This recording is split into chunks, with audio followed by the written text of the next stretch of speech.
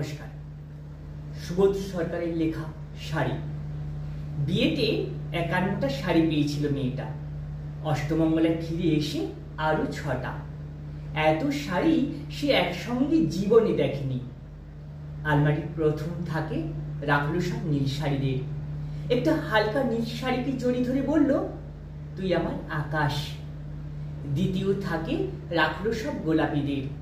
একটা গোলাপিকে জড়ি ধরে বলল, তোর নাম অভিমান। তৃতীয় থাকে ৩টে ময়ূর, যেন ৩ দিক থেকে ছুটে আসে সুখ। তেজপাতা রং যে শাড়িটা, তার নাম দিল বিষাদ। সারা বছর সে শুধু শাড়ি উপহার পেল। এত শাড়ি সে এক জীবনে পরবে কি করে? বছর যেতে না যেতে ঘটে গেল সেই ঘটনাটা। সন্ধ্যের মুখে মেয়েটা বেরিয়ে পড়েছিল স্বামীর সঙ্গে চাইনিজ খেতে। কাপড়ে মুখ বাঁধা ৩টে ছেলে এসে দাঁড়ালো। স্বামীর তল পেটে ঢুকে গেল ১২ ইঞ্চি উপর থেকে নিচে নিচে নেমে ডান দিকে যাকে বলে এল। পড়ে রইল খাবার। চিলবিশ থেকে তখনও ধোঁয়া উঠছে। এর নাম রাজনীতি, বলেছিল পাড়ার লোকেরা। বিয়েতে ৫১টা শাড়ি পেয়েছিল মেয়েটা। অষ্টমঙ্গলায় ফিরে এসে আরো ৬টা।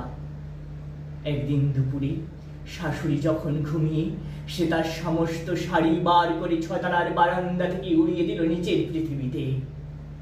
শাশুড়ি তাকে পরিয়ে দিয়েছিলেন একটা সাদা থান। একটা ১৯ বছরের মেয়ে, সে একা। কিন্তু সেই থানও খুলে নিল ৩জন পাড়ার মোড়ে।